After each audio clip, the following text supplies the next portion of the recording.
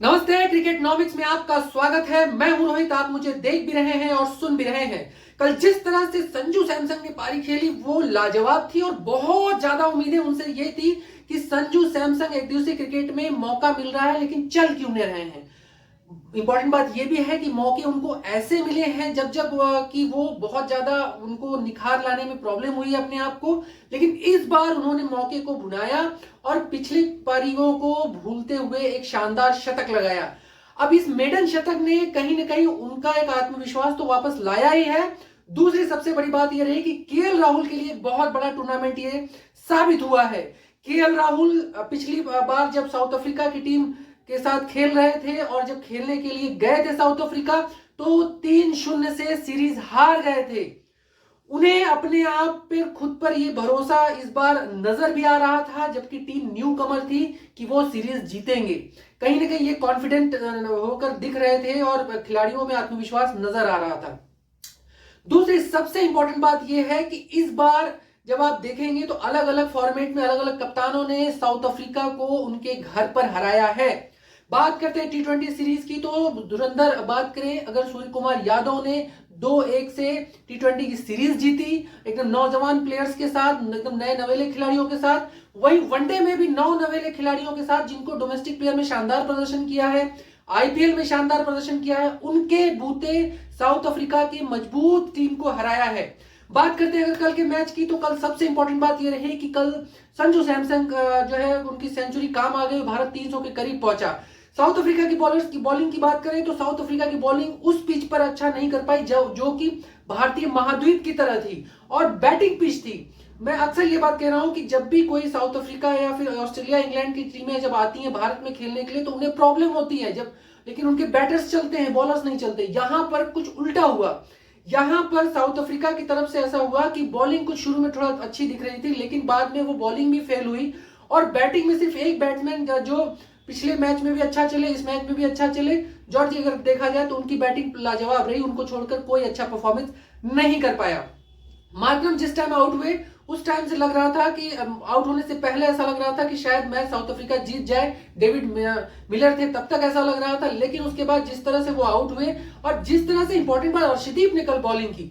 अर्शदीप को जब आप देखेंगे तो कल से पहले पहला वनडे जब वो खेल रहे थे तो पहले वनडे में भी उन्होंने जिस तरह से 5 विकेट लिए, फिर दूसरे के बाद एक मानिए उस तरह का परफॉर्मेंस नहीं हो पाया, लेकिन तीसरे में जिस तरह से उन्होंने कल जो उन्होंने चार विकेट लिए, 5 भी हो गए होते, लेकिन कुछ मुझे लगता है कि 1-2 ओवर बीच में गैप आ गए जिसकी वजह से नहीं ले पाए। लेकिन आप उनकी पूरी परफॉर्मेंस देखेंगे इस साउथ अफ्रीका की जो सीरीज पे जो टूर पे, तो लाजवाब परफॉर्मेंस रहा है उनका। उन्होंने 10 से 12 विकेट लिए हैं जो एक फास्ट बॉलर के लिए बहुत जरूरी था। मैं बार बार कह रहा था कि अर्शदीप टी20 वाले बॉलर नजर नहीं आएंगे। जो उन्होंने टी20 में प्रदर्शन किया था, 19 रन, 17 रन, 15 रन प्रति ओवर के हिसाब से वो टी20 में रन दे रहे थे। उनके साथ प्रसिद्ध कृष्णा भी दे रहे थे, जो मैं पिछले वीडियो में मैंने बताया। लेकिन मैंने बार बार पिछले इस कुछ वीडियो में मैंने कहा कि देखिए टी20 में अलग अर्शदीप है, वनडे में बेहद अलग आपको नजर आएंगे। और जैसे ही पहला वनडे आया उन्होंने 5 विकेट लिए, फिर उसके बाद अंतिम अगर वनडे की बात करें तो 4 विकेट लिए। अर्शदीप की शानदार बॉलिंग, वसुंधर जो देखिए सबसे इंपॉर्टेंट बात यह रही कि जिस तरह से वॉशिंगटन सुंदर ने कल बॉलिंग की, बतौर स्पिनर की जो कमी थी, जो मैं बार बार कह रहा था, मुझे लग रहा था कि यजुवेंद्र चहल को मौका मिलेगा, लेकिन यजुवेंद्र चहल को मौका न मिलकर वॉशिंगटन सुंदर को मौका मिला। और ये एक बहुत बड़ी बात रही। क्यों? क्योंकि वॉशिंगटन सुंदर बहुत दिन बाद खेल रहे हैं और एक इंपॉर्टेंट चीज ये है कि वो बैटिंग भी करते हैं। तो जिस तरह से एक ऑलराउंडर की जरूरत है, नीड है, मुझे लगता है कि वो शार्दुल ठाकुर की जो कमी है उसको वो पूरा कर रहे हैं। और इंपॉर्टेंट बात यह है कि ऑलराउंडर्स को लाना, ऑलराउंडर्स को बार बार लाना, रिपीट करना, ये इंपॉर्टेंट था, क्योंकि वर्ल्ड कप के फाइनल में निचला क्रम उस तरह का परफॉर्म नहीं कर पाया था। अगर वहां ऑलराउंडर होते तो कुछ रन और बन सकते थे, अगर टॉप ऑर्डर फेल होता है तो। ये यहाँ पर मुझे एक वर्ल्ड कप फाइनल देखकर ये चीजें याद आई। दूसरी सबसे इंपॉर्टेंट बात जो लगी वो ये कि जो बतौर ओपनर परफॉर्मेंस होना चाहिए, हालांकि वो उस तरह का परफॉर्मेंस नहीं हो पाया। लेकिन अगर बात करें ऋतुराज गायकवाड़ की बात कर लीजिए या फिर कुछ समय से यशस्वी जायसवाल को, शुभमन गिल को ले लीजिए पूरी सीरीज में, तो उनका प्रदर्शन ठीक ठाक बोल सकते हैं, बहुत अच्छा नहीं बोल सकते हैं ना। आप ऋतुराज गायकवाड़ को बोल सकते हैं कि वनडे में बहुत अच्छा उन्होंने किया, हाँ परफॉर्मेंस तो पिछले मैच को अगर कंपैरिजन करेंगे तो ठीक नजर आएगा। या फिर बात करें यशस्वी जायसवाल की, तो उनका एक परफॉर्मेंस, टेम्परामेंट नजर नहीं आया, एक कंटिन्यूटी नजर नहीं आई। और शुभमन गिल का मुझे लगता है कि वो उनसे सभी बहुत ज्यादा अपसेट हैं कि जिस तरह का वो परफॉर्मर हैं और जिस तरह का वो परफॉर्म दे रहे हैं, वो मुझे लगता है कि उनके पर्सनैलिटी को सूट नहीं करता है। जो चीज़ भारतीय टीम को चाहिए वो शुभमन गिल मुझे लगता है कि बहुत ही हद तक वो अपनी अहमियत को समझ नहीं रहे हैं, अपनी ताकत को नहीं समझ रहे हैं। शायद यही एक कारण है कि वर्ल्ड कप में भी वो उतना अच्छा परफॉर्म नहीं कर पाए थे और अब जब वनडे सीरीज में तब भी नहीं कर पाए हैं। लेकिन टीम मैनेजमेंट का भरोसा है और उनके परफॉर्मेंस को देखते हुए ऐसा लगता है कि वो आगे जाकर कुछ अच्छा करेंगे, क्योंकि वो टेस्ट में भी हैं। इसके अलावा इंपॉर्टेंट बात अगर देख लिया जाए, जो मुझे कल जो सबसे अच्छी चीज रही वो रही रिंकू सिंह का जो परफॉर्मेंस है वो लगातार देखिए। एक आप जब उनकी लाइन परफॉर्मेंस लाइंस निकालेंगे तो आपको कल नजर आएगा कि पूरे सीरीज में उन्होंने ऐसे परफॉर्म किया है। T20 सीरीज को भी ले लीजिएगा तो एक बराबर, यानी कहीं भी लाइन ऊपर नीचे ऐसी नजर होती हुई नजर नहीं आई है। शायद यही एक कारण है कि लेफ्ट हैंडर बैटर हैं और जिस तरह का परफॉर्म उन्होंने किया है, कभी 50, कभी 35, 34, कभी 70 बॉल पे 34, 35, 50, 23 बॉल पे 44, 45, T20 में, फिर वनडे में भी उस तरह का परफॉर्मेंस उन्होंने रिपीट किया। वो दिखाता है कि उनका टेम्परामेंट बहुत अच्छा है और कभी भी ऐसा नहीं लग रहा कि वो अभी वो T20 या वर्ल्ड कप या वनडे खेलने उतरे हैं या कुछ इस तरह की बातें हो रही हैं। तो वो मैच्योरिटी को उनको दर्शाता है, वो दिखाता है कि वो किस तरह के प्लेयर है। दूसरी सवाल, फिर इसके बाद अगर बात करें इन सब चीजों के अलावा, तो जो एक चीज और नजर आई वो ये कि कल जो सबसे इंपॉर्टेंट चीज नजर आई वो है केएल राहुल का काम एंड कूल होना कप्तानी में। बहुत ही इंपॉर्टेंट, क्योंकि एक आप नौजवान नए यंगस्टर्स के साथ खेल रहे हैं और जिस तरह से उन्होंने ठंडा रहते हुए दिमाग कप्तानी की और बॉलर्स की सुन रहे थे, वो बार बार अर्शदीप की सुन रहे थे और रिव्यू जिस तरह से लिया, रिव्यू कल बहुत अच्छे लिए गए। खासकर केएल राहुल के द्वारा 2 रिव्यू लिए गए, दोनों सक्सेसफुल रहे और मुझे लगता है यही बहुत इंपॉर्टेंट था कि एक कप्तान के तौर पे आप देखेंगे। मैं बार बार कहता हूं कि देखिए ईशान किशन में एक कमी है, वो है विकेट कीपिंग के बाद वो डीआरएस सही नहीं लेते, कभी भी आप उनके डीआरएस को सही नहीं देखेंगे। लेकिन केएल राहुल को जब आप पूरे वर्ल्ड कप में आप देखेंगे, जो वनडे वर्ल्ड कप में, तो उन्होंने शानदार विकेट कीपिंग भी की और डीआरएस भी सही लिया।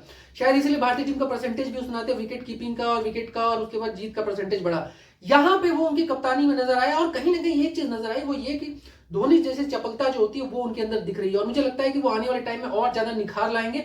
भारतीय टीम को उनसे बहुत ज्यादा फायदा होने वाला है। तो केएल राहुल, संजू सैमसन, रिंकू सिंह जिनका आधार बन गया और उसके बाद वाशिंगटन सुंदर एक बहुत बड़ा आधार थे जिनकी वजह से भारतीय टीम इस नोक पर पहुंच पाई। और सबसे इंपॉर्टेंट बात है भारतीय टीम की जो पेस अटैक है वो उसने परफॉर्म करके दिखा दिया कि आने वाले टाइम में वो किस तरह का परफॉर्मेंस कर सकती है और उसे कम आंकना जो है वो किसी के बस की बात अब नहीं रह गई है। तो देखते हैं अब आगे सीरीज कैसा है। भारतीय टीम T20 के लिए प्रिपरेशन चल रही है वर्ल्ड कप के लिए, उसमें कौन कौन से प्लेयर चुने जाते हैं। यजुवेंद्र चहल के लिए थोड़ी सी डगर कठिन नजर आती है क्योंकि वो फिलहाल में न T20 न वर्ल्ड कप खेल पाए हैं और ये वनडे सीरीज भी और ऑस्ट्रेलिया सीरीज T20 भी नहीं खेल पाए हैं, यानी पिछले 8, 9, 10 महीने से वो नहीं खेल पा रहे हैं। उस हिसाब से उनके परफॉर्मेंस को मुझे लगता है कि कहीं ना कहीं उनको दिक्कत का सामना करना पड़ेगा आगे जाके, क्योंकि बहुत कठिन चुनौती मिलने वाली है। जो ऑलराउंडर अब आ रहे हैं, चाहे वाशिंगटन सुंदर वो बात करें, उसके बाद अर्जुन बात करें, अगर कुलदीप यादव की बात करें या और प्लेयर्स की बात करें, तो मुझे लगता है वो बड़ी बात है। तो देखते रहिए, एक बहुत बड़ी इंपॉर्टेंट मैच कल भारत जीत गया है और भारत ने साउथ अफ्रीका को बहुत लंबे अरसे बाद हराया है, बहुत लंबे अरसे बाद हराया है। ये भारतीय टीम के लिए बहुत इंपॉर्टेंट था क्योंकि साउथ अफ्रीका भारतीय टीम को जीतना 1992-93 से जीतने ही नहीं दे रही थी। सिर्फ एक विराट कोहली थे जिन्होंने 2017-2018 में साउथ अफ्रीका को हराया था, लेकिन साउथ अफ्रीका के घर पे सीरीज में हराना एक बहुत बड़ी अचीवमेंट है जो भारतीय टीम, वो भी यंगस्टर टीम से, जिसने ये कारनामा किया है। तो अब देखते रहिए आगे कैसे मैचेस होते हैं, किस तरह के होते हैं। लेकिन टेस्ट आने वाला है, टेस्ट में रोहित शर्मा दोबारा अपनी कप्तानी करते हुए दिखेंगे और इंपॉर्टेंट बात यह है कि इस बार मोहम्मद शमी और विराट कोहली नहीं रहेंगे। मोहम्मद शमी आपको पता है मेडिकल पास नहीं कर पाए हैं और फिटनेस अभी ठीक नहीं है उनकी, और विराट कोहली जो है वो रेस्ट ले रहे हैं। तो देखते रहिए बाकी खिलाड़ियों के साथ भारतीय टीम का परफॉर्मेंस कैसा रहता है और किस तरह रहता है। मैं नए आंकड़े, नए उम्मीदों के साथ मैं दोबारा वापस आऊंगा और टेस्ट सीरीज के एक नई कवरेज के साथ। देखते रहिए रोहित सिंह को।